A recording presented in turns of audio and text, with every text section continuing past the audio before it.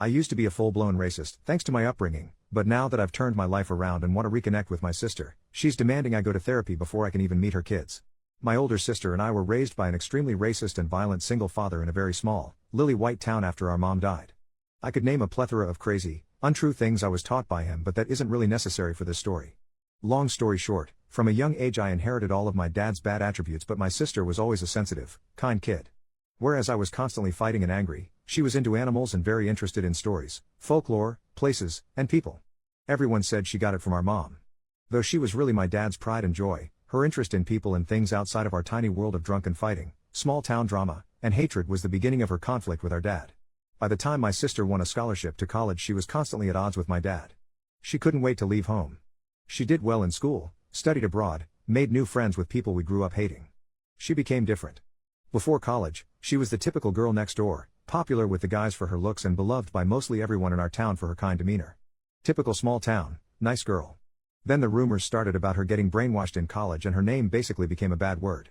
I hate to admit it, but I started to believe those things because even our dad said them. Ironically, she eventually began dating this black guy, which was the biggest sin possible to a lot of people in our town, including me. I didn't understand it. Our dad was furious for a long time, but eventually it looked like he was coming around because he invited them to the house one afternoon.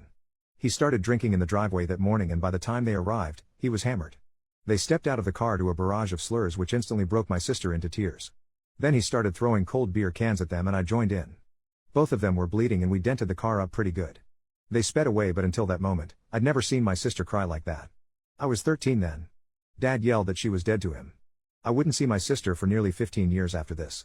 I didn't even know her boyfriend's name. Our dad passed a few years ago, and the staggering lack of people who came to his funeral was a big wake-up call to me about the need to have loving people in your life. After that, I moved to a bigger city for work. I gradually made friends and began having experiences I would have never had in my old town. I'm now very different from the rage-filled kid I used to be. Truth is, before Dad died, we started to clash. I drank and partied, so hard that I went to jail a few times. Partying was my escape. I partied a while after I moved, but the sheer gift of time and living life led me to eventually realize many of the things I was taught was wrong, and if I didn't change I was going to end up in jail or worse. I just started feeling like there had to be more to life than being mad at the world and drunk all the time. I joined a few volunteer groups, and the people I met helped me get sober and really made a big impact on changing my trajectory. My views on race changed dramatically, and I've managed to build a solid, but diverse group of friends. Despite that, the weight of having no family also set in. I missed my sister so much but was too ashamed to reach out. I found her on Facebook and watched her life from afar. She actually married that guy we threw beer at, and they have 3 kids and live a few states away. They seemed really happy in their pictures. I eventually reached out and we developed communication online. A few weeks in, I made the drive out of state and met her and her husband over dinner. We had some very tough, emotional talk, but overall it was a very constructive visit. I told them I wanted to be in their lives and even be an uncle to their kids. My sister then told me that I should hold off on all that for the moment. Given our upbringing and my history, she recommended I go to therapy or counseling before being introduced to her kids. She said they had worked hard to make sure their kids weren't exposed to the kind of adults we grew up with. I don't know why, but I took offense because she doesn't know what I've been through since my father died. I'm not that same hateful preteen. She doesn't know how I had to intentionally work hard and am still working hard to better myself. I'm not opposed to therapy, but to make it a requirement before even meeting her children seems excessive.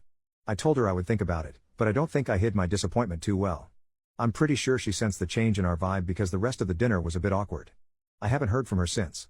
Am I wrong for not wanting to go to therapy just because she thinks I should? I mean, I'm literally considering moving several states away to be near them. Shouldn't that be enough for a start?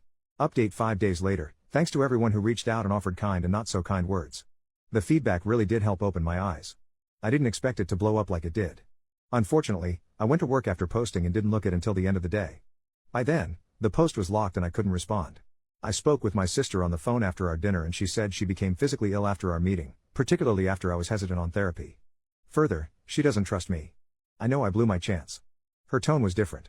I could tell she had a lot of simmering anger in her voice as she spoke. She talked about a few really tough personal things I didn't know she went through with our dad and how she